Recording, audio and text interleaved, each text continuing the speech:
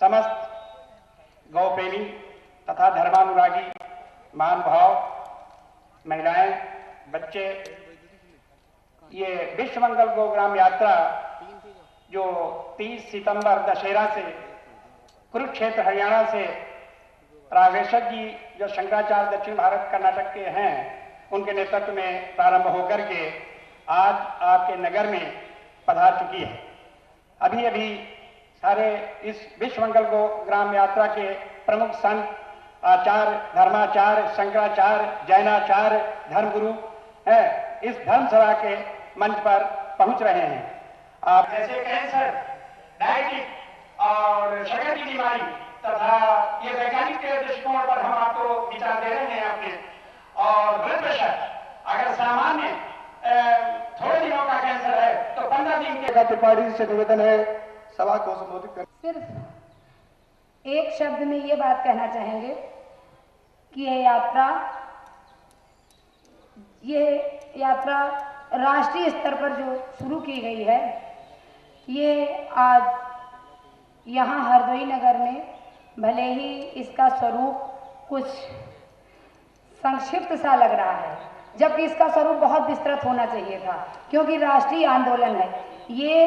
ये वो राष्ट्रीय आंदोलन है जब जैसे इस देश में जब कभी एक ऐसी विचारधारा यहाँ पल रही थी जब देश का देशवासी अपने को यहाँ का नहीं कह पा रहा था, और यहाँ के इस जन आंदोलन ने उस विचारधारा को यहाँ से समाप्त किया।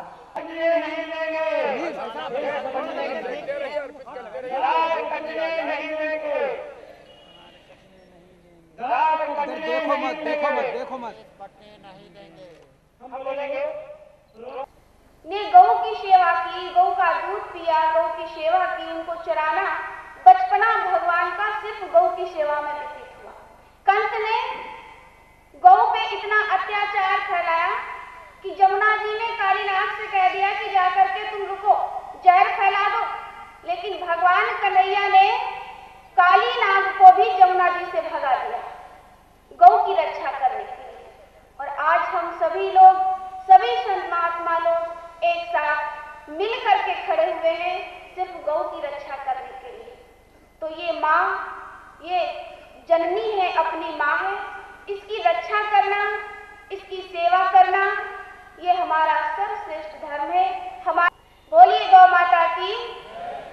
आप सभी लोग जयकारा लगाएंगे। धर्म की, अधर्म का, प्राणियों में विश्व का, हर हर महादेव, जय जय श्री सीताराम। उपस्थित सभी गो प्रेमी, ग्राम प्रेमी बंधुओं, श्रद्धेय मातृशक्ति, युवा शक्ति और इस महान आंदोलन को जन जन तक पहुंचाने के लिए कटिबद्ध हुए सभी माध्यम के भाइयों,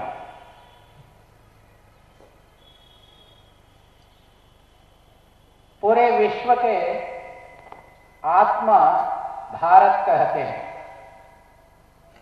इसका कारण है विश्व के अंदर जितना देश है वो सभी देश के लोगों ने शरीर, मन, बुद्धि तक जाकर चिंतन करते हैं। दुनिया के अंदर एकमात्र देश है शरीर, मनोबुद्धि से परे होकर आत्मा तक जाकर चिंतन करने वाला एक देश है तो वो केवल भारत है। इसलिए भारत विश्व का आत्मा कहलाता है। इसलिए सारे विश्व के लोग आत्मचिंतन करने के लिए भारत की ही ओर देखते हैं और भारत के ओर आकर सीखते हैं। दूसरा, भारत का आत्मा ग्राम कहलाता है। इसका भी कारण है भारत के अंदर जितने अपने संत, महंत, महात्मा, महर्षियों ने आत्मचिंतन किया, आत्मा के बारे में तप किया, आत्मदर्शन किया, वो सब गांवों के अंदर, पहाड़, नदियों के तट पर बैठकर किया। हे परम पूज्य गो माता, हे परम पूज्य गौ माता, आप ममताई मई करुणामयी माँ है। करुणामयी माँ है। आप सभी कामनाओं की पूर्ति करने वाली कामधेनु है। आप पवित्र तीर्थ स्वरूपा है।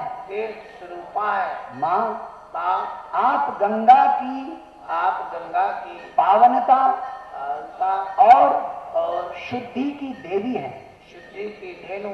सर्व रोग निवारणी, आरोग्यदात्री धन्वंतरी रूपा है आप।